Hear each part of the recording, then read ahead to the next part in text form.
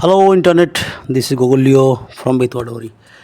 এই যে চিড়িয়া মোড়, সবার পরিচিত একটা মোড়, সবার পরিচিত একজন মানুষ এখানে আজ আর নেই।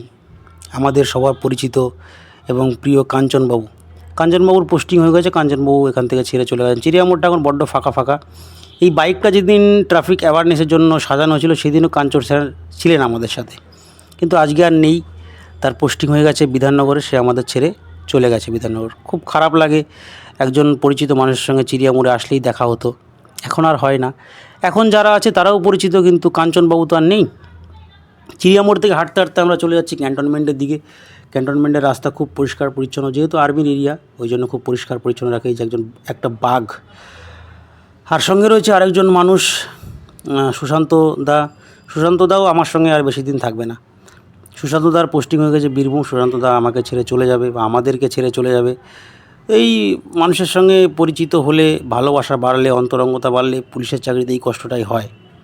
সেটা হচ্ছে পোস্টিং হয়ে যায়, হওয়ার তাই পোস্টিং হয়, না হলে আমার পোস্টিং হবে।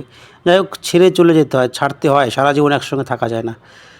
তাই অনেক গল্প করতে করতে কী করে সময় কাটলো, কী করে কাটালাম, সমস্ত গল্প করতে করতে চলে আসলাম আমরা গঙ্গার ধারে। গঙ্গার ধারে রামেশ্বরম রিভার ভিউ একটা হয়েছে তোমার সোসাইটি, অনেকগুলো ফ্ল্যাট আছে এখানে, খুব সুন্দর, একদম গঙ্গার পাশেই জায়গাটা।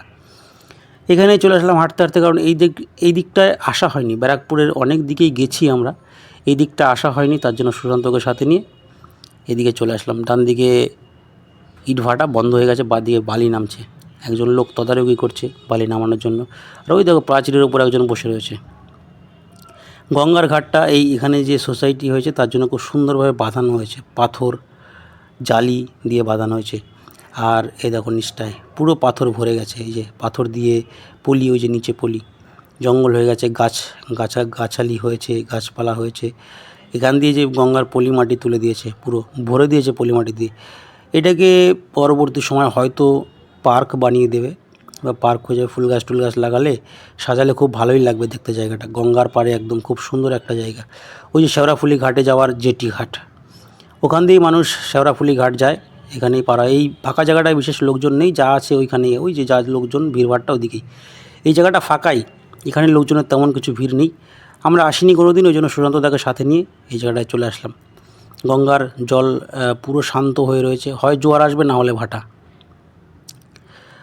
আর এই দেখো মানুষজন যাতায়াত করছে, খুব ভালো একটা জায়গা, পরিবেশটা খুব ভালো। তো সাথে থাকো আর সাপোর্ট করতে থাকো। আর লাস্ট একটাই কথা, বাঁকা রাস্তায় কখনোই দিশেহারা নয়।